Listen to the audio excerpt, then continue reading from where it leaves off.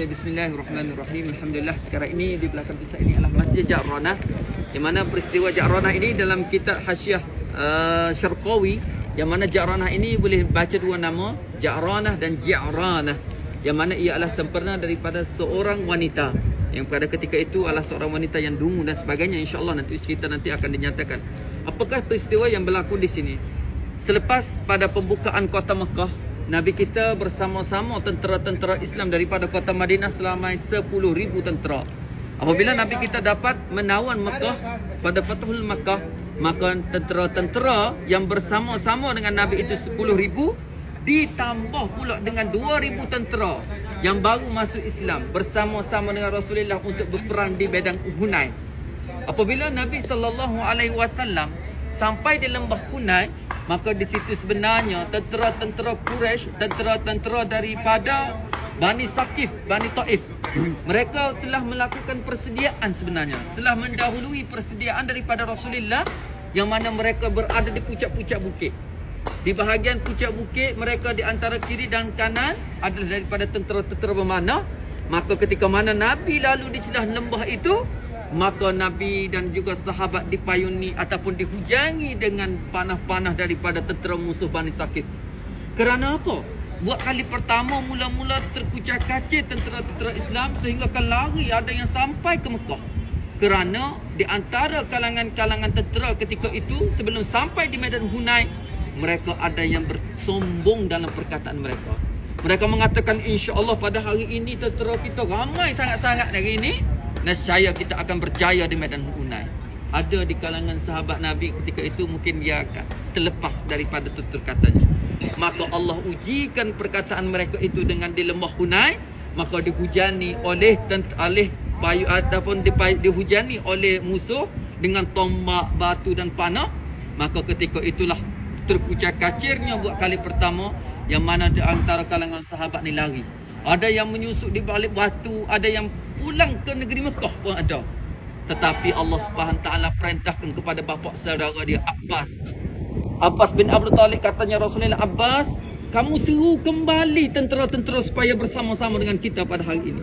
Maka Nabi kita pun, maka Abbas pun menyeru, ya ahli suratil Baqarah, ya ahlil Ridwan, hei ahli yang mana nama-namanya disebut dalam surah Baqarah, mana yang berjanji dengan Rasulullah, iaitu perjanjian Ridwan. Maka apabila didengar oleh tentera-tentera Islam, maka mereka pun tinggal kemudian datang bersama-sama kembali bersama dengan Rasulullah. Ada riwayat mengatakan dalam 12,000 tentera pada hari itu lari, hanya tinggal 200 orang antaranya Nabi kita. Masa itulah Nabi kita mengeluarkan ucapan untuk membanggakan diri. Nabi kata lagi macam mana? Ana Muhammadun bin Abdullah, ana Nabi la kazib, ana ibnu Abdul Muttalib. Perkataan Nabi ketika mana berperang di Hunain. Kadang-kadang kita boleh juga berbangga-bangga ketika mana kita berjumpa dengan musuh kita ataupun orang yang sombong.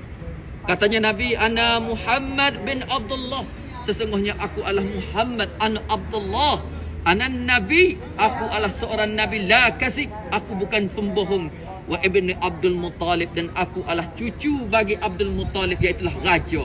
Aku anak Raja Mekah, namanya Abdul Muttalib.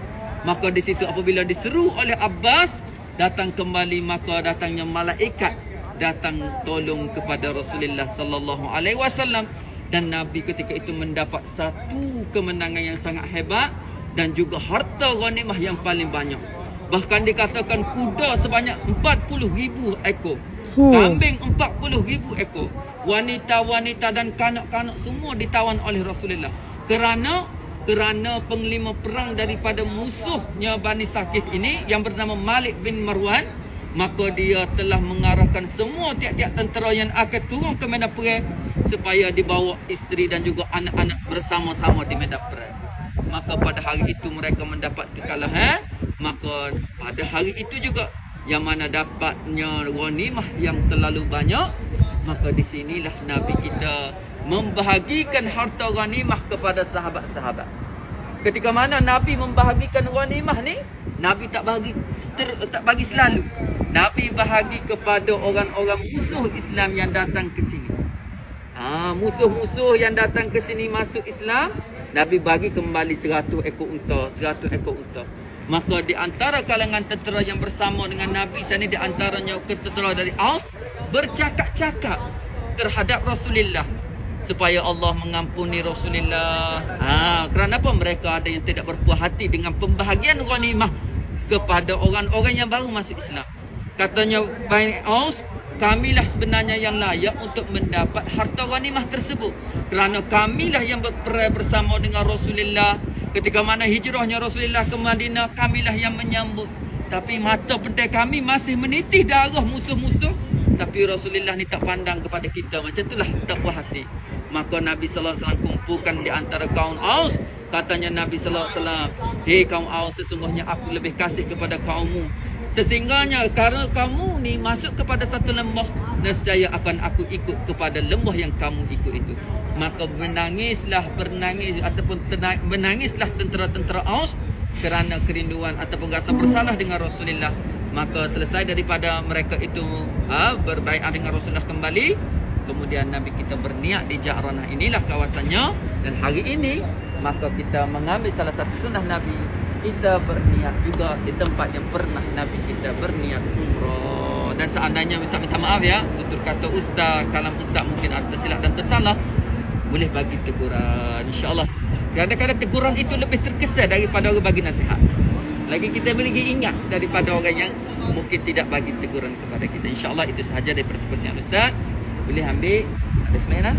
Okay, kalau sudah belum lagi boleh ambil semayang. Kalau yang sudah